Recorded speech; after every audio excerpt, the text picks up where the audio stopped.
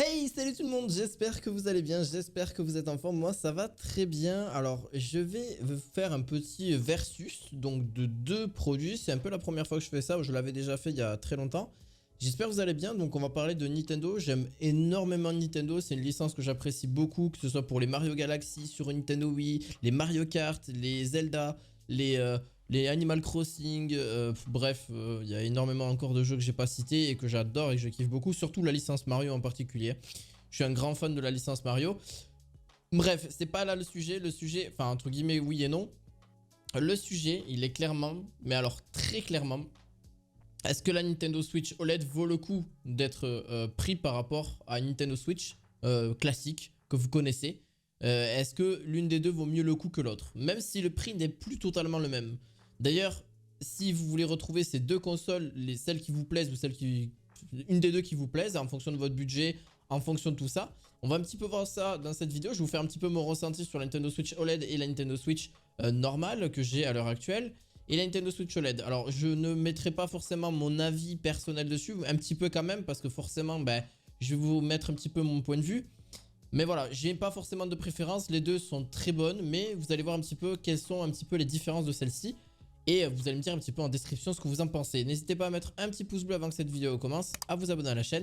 On est parti pour la première différence, la première chose. Déjà, on va commencer par la présentation, déjà la Switch normale. La Switch normale, je vous la fais pas. Vous l'avez même peut-être déjà chez vous. Parce que c'est quand même une console qui s'est vendue par des millions et des millions d'exemplaires lors de sa sortie. J'ai pas les chiffres là, j'ai pas les statistiques là. Mais faut savoir que c'est une console qui a été extrêmement bien vendue. Quasiment au-delà, je vais même vous sortir les chiffres et je vais regarder. Alors, je viens de retrouver un article qui justement date du 2 mai 2022. Et ils ont quand même tout de même près de 20 millions d'unités vendues pour la Switch normale ou la Switch OLED. Ce qui est quand même relativement énorme. Mais malheureusement, la pénurie semi-conducteurs et le problème de production sont en cause au niveau de ces consoles-là. Mais c'est quand même relativement énorme. D'ailleurs, on peut voir que par rapport à 2021, il y a une baisse de 10% de Nintendo Switch tout de même. Cependant, une baisse de 30% par rapport à la fastueuse année 2020 et ces divers confinements dans le monde. 28,83 millions de consoles s'étaient vendues d'ailleurs cette année-là. Mais franchement, même si c'était dans un marché marqué par la pénurie de composants, c'est tout de même plutôt honorable de la part de chez Nintendo. Et ce qui fait quand même beaucoup la console la plus vendue de chez Nintendo. Là, en tout cas, la console de salon la plus vendue à l'heure actuelle. Plus de 103 millions d'exemplaires ont été vendus. Donc dépassant forcément la Wii, qu'on croyait d'ailleurs intouchable, mais ça a été dépassé. Bon, en même temps, ils ont quand même un sacré catalogue de jeux, Nintendo Switch à ce niveau-là. Alors, quelle est au niveau la différence entre les deux? La différence, je vous dis un petit peu par rapport à la Switch OLED, etc. Par exemple, en taille et poids, la dimension de la Nintendo Switch, on est sur du 102 par 239 et 13 mm. Enfin, centimètres et millimètres, 13,9, voilà. Et au niveau de la Switch OLED, déjà, on est sur quelque chose de presque un peu plus grand, mais juste léger, vraiment, c'est très léger, avec les Joy-Con attachés. Attention, au niveau de celle-ci, au niveau de ces mesures. 102 par 242 et 113,9, donc il y a quand même une relative différence. Pareil, au niveau du poids de la Nintendo Switch, on est sur 297 grammes et 398 avec les Joy-Con. Par contre, avec la Switch OLED, 320 grammes en normal et 420 grammes avec les Joy-Con. Donc, mais forcément, il y a des technologies aussi plus récentes. Et forcément, l'OLED aussi, peut-être que c'est au niveau de l'écran qui est un petit peu plus lourd. Bon, c'est que quelques centaines de grammes à ce niveau-là. En termes de taille de poids, il y a peu de différence entre les deux, même si la Switch OLED a un écran plus grand, il faut le dire, parce que justement, on est sur, pareil, au niveau de la résolution, c'est la même chose, sauf que c'est la qualité d'image qui va être différente. Les performances sont peut-être aussi mieux, forcément, que la Switch, parce que je crois pas qu'ils ont repris le même processeur. C'est la raison pour laquelle les Joy-Con sont toujours compatibles. D'ailleurs, la Switch OLED est un peu longue et légèrement plus lourde, mais vous ne remarquerez pas vraiment la différence. Oui, parce que c'est vraiment que quelques centaines de grammes et encore même pas. Même pas. Au niveau de l'affichage, on est sur un écran LCD pour la Nintendo Switch, donc de 6,2 pouces, et la Nintendo Switch OLED, un écran OLED de 7 pouces. Donc déjà, on est sur quelque chose de beaucoup plus grand et peut-être beaucoup mieux pour justement la version portable. Voilà, et franchement, je vois pas une énorme différence entre la version portable et la version... Enfin, je parle la version salon des deux. Franchement, clairement, c'est vraiment au niveau de... Vraiment, le côté portable qu'il va y avoir une vraie différence. D'ailleurs, le panneau OLED a une sortie blanche plus froide et qui lui donne l'impression d'une luminosité supplémentaire C'est une image beaucoup plus propre que d'ailleurs vous allez pouvoir retrouver, même une meilleure qualité au niveau de celle-ci. D'ailleurs, grâce à l'absence de rétroéclairage, les pixels OLED sont auto-éclairants. L'écran ne nécessite pas un cadre aussi grand comme mentionné ci-dessous. D'ailleurs, cela signifie aussi que la Switch OLED est livrée avec un écran de 7 pouces sans augmenter la taille de la console elle-même.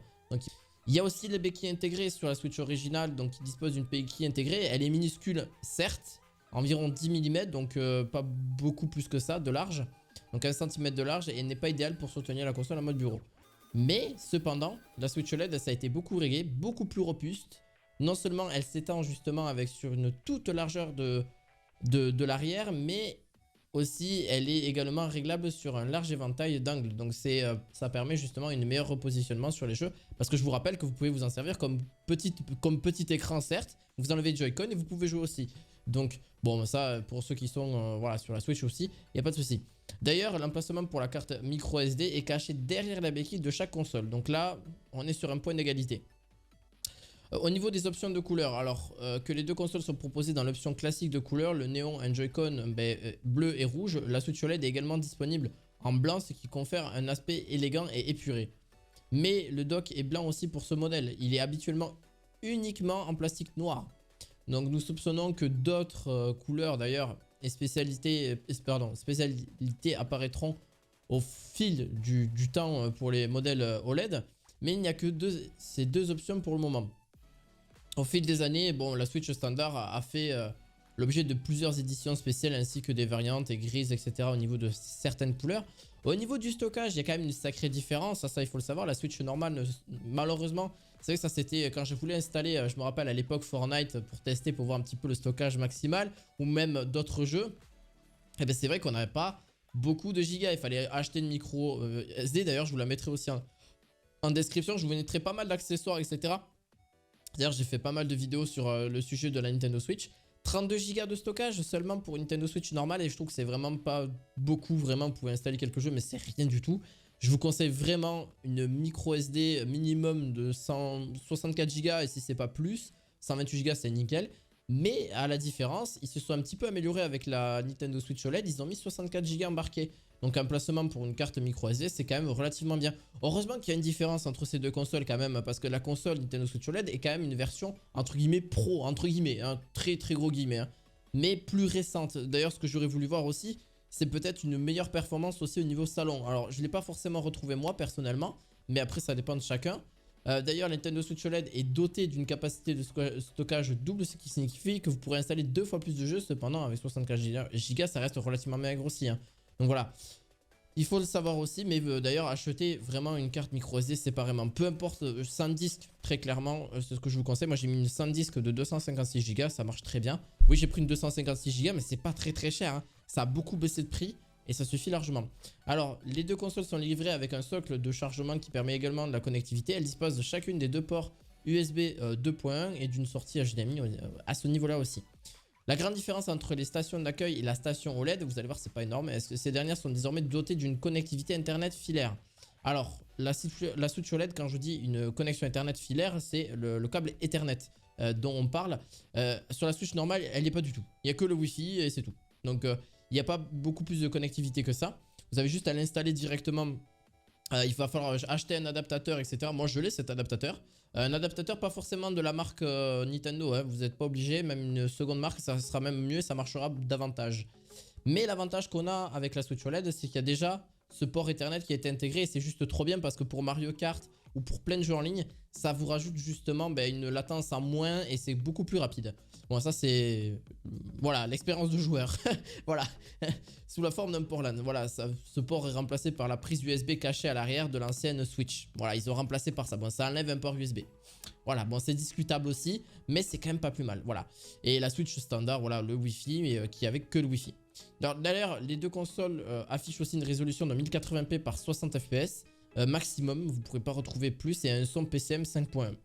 Voilà, donc ça c'est pour vraiment les puristes. D'ailleurs, il convient vraiment également de noter que le dock pour la Switch OLED est également disponible à l'achat séparément et est incompatible aussi avec l'ancienne Switch. Donc il y a plusieurs voilà, il est compatible avec le dock. C'est pour ça que je vous dis que l'ancien dock et le nouveau dock n'ont pas une extrême grosse différence à part ce câble Ethernet que vous pouvez mettre.